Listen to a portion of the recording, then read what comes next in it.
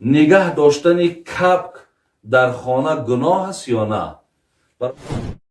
از روی نفس تنگی اگر به شرط دربینی دارو چکانی آیا روزه میشکند یا نمیشکند؟ در عقیقه پسر به جای 2 گوسفند انا 1 دانه اگر ما به شرطی که ذبح کنیم آیا در اینجا ترک سنت می شود؟ دیگر سوالی که کردن گفتن در تراویح از روی تلفن قرآن را ختم کنی جایز است یا نه؟ بابای حاجی آیله من 9 ماه حامله است. من گفتم که روزه نگیر گناهگار شدم. بابای حاجی نیت کنی که نماز ویتر را با تهجد میخوانم اما در خواب مانی چی باید کرد؟ قبلا از الله بسیار مهربان خواهان او هستم که الله مهربان محبت های ما را اخلاص های ما را به سوی دین خودش زیاد بگرداند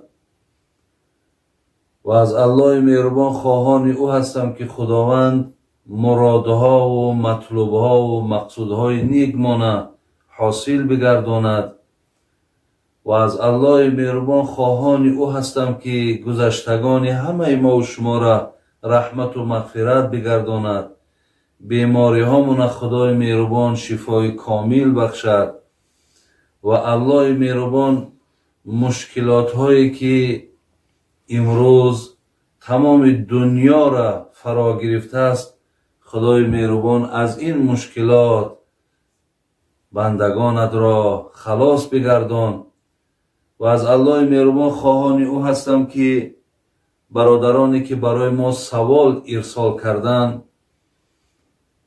و انشاءالله الله مهربان اگر امکانیت و وقت برای من دهد من برای این سوال ها جواب میگردانم. تمام برادرانی که این سوال ها را ارسال کردند خدای مهربان که سبب گوش کردن با هزارها نفر می شود توفیقاتنا، اخلاصاتنا، محبتاتنا به سوی دین زیاد گرداند و بعد شنیدن این سوال ها و بعد شنیدن این جواب ها خداوند برای ما و شما توفیق عمل کردنش هم نصیب بگرداند. برادران عزیز و گرامی میگذاریم به سوی سوال ها که برای ما روان کردن.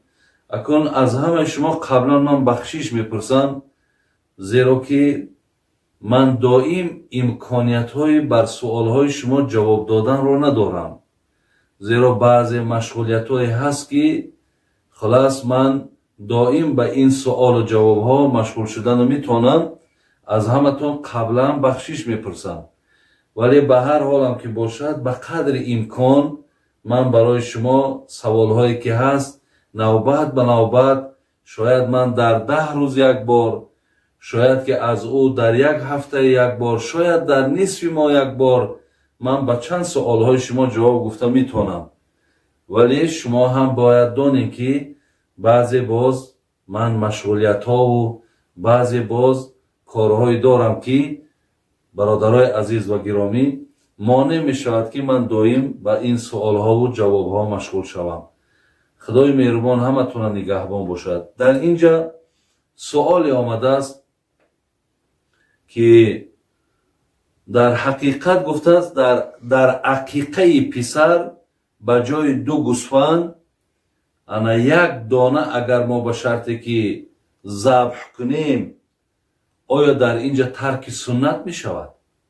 یعنی برادرای عزیز و گرامی پیشتر هر کدام ما و شما آگاهی داریم که وقتی دختر تولد شود 1 گوسفند و بچه تولد شود 2 گوسفند ذبح کرده شود ولی این اولا شما دانید که در مذهب امام ابو حنیفه رحمت الله علیه انجام دادن این عقیقه گوییم یعنی ذبح کردن این چاروا امر مستحب است یعنی با انجام دادنش ما ثواب میگیریم برادر عزیز لیکن برای ترک کردنش هم انسان گناهگار نمی شود ولی از بس که کار خیر است، کار نیک است، از ذبح این گوسفند، از گوشت این دیگرها که برخوردار میشوند، کار خیر که هست، صدقه که هست، ما انشاءالله هیچ کس در این کار مانع شده نمیتونیم.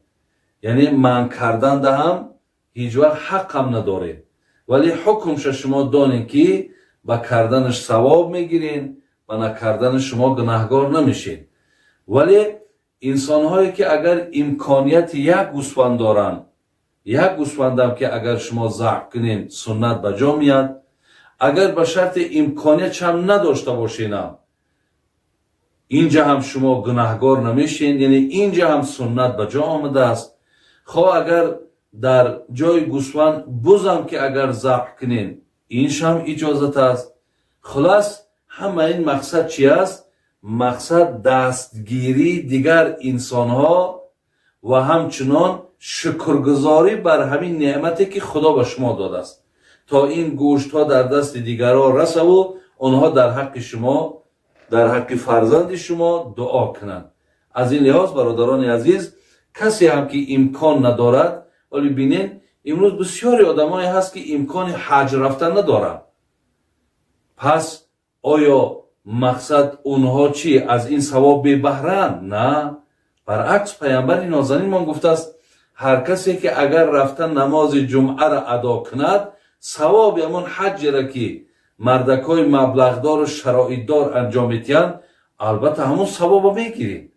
یا در عوض این بسیاری از عبادت‌های هست که بدون مال، بدون خرج پول شما وقتی انجامش میتین، شما هم همون ثواب‌ها را به دست میگیرید. یعنی انشاءالله این دین، این شریعت این نیست که برای مبلغدار و برای پولدار ثواب‌های علاهیده داشته باشد، برای کمبغل این ثواب‌ها وجود نداشته باشد.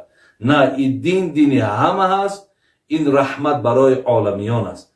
از این خاطر کسی که نداردم انشاءالله وی پیش خداوند گناهگاری ندارد، لیکن کسی دارد اجرا کند، خدا خواهد البته ثواب این سنت هم شما میگیرید. دویم سوال گفتن انا از روی نفس تنگی اگر به شرط دربینی دارو چکانی آیا روزه میشکند یا نمیشکند؟ ما که الحال در روزهای قرار داریم، برادرانی است که الکی روزه را ما سپری کردیم. الحمدلله امروز ها ما در ماه مبارک شوال قرار داریم. اگرچه این سوال ها بر وقت‌تر بود، من برای همین از شما عذرخواهی کردم. ولی کسانی که اگر به شرط دربینی شونم که اگر دارو چکانند، همون مقداری که اگر به حلقشان نرود یا احساس کنند که الکی وی از حلقم پایانتر رفت، انا همونش روزه را میشکند. ولی اگر آن مقدار کمی باشد، یک چکره یا یک مثال دو چکره در اینش، یک چکره در این، یک چکره در این معلوم است که هیچ وقت این تا حلق ما و شما رفته نمیتواند. از این لحاظ در این حالت در روزه شما یگان زیان و ضرر نمی شود. سوم گفتن نگه داشتن کبک در خانه گناه است یا نه؟ برادرای عزیز و گرامی، انا پرنده را در قفس نگه داشتن از وقت شکن پیشترها مردم من میکردن که شما پرنده ها را در قفس نگیرین، یعنی جای اینها همین هوای کشاد و همین صحرای کشاد است. ولی در فتواها داشتن پرنده برادرای عزیز گناه نیست، فقط گناهش بر همین است که وقتی که بیشتری وقتی تو را همون مشغولیتی با پرنده میگیرد، خواه کبک باشد، خواه کفتر باشد، خواه مقصد اینه پرنده هایی که امروز بسیار آوازهای شیرین خوبی دارن، اگر بیشتری وقت با همین ها تو وقت گذرانی، انا همینجا ده برادرای عزیز و گرامی کراهیت پیدا میکنه. یا اینکه همون کبک من مثال در خانه برای صدای خوشش نیو برای خاطر جنگ انداختن، انا اینا برادرای عزیز اینش اجازت نیست. برای همین پرنده را در خانه نگه داشتن، در مثال در قفس هم نگه داشتن، برای وقتی مرا خوش کردن، برای ای صدای شیرینش برخوردار شدن، ба вақташ обу ҳаму гӯем донаша таъмин кардан ин ягон гуноҳе надорад.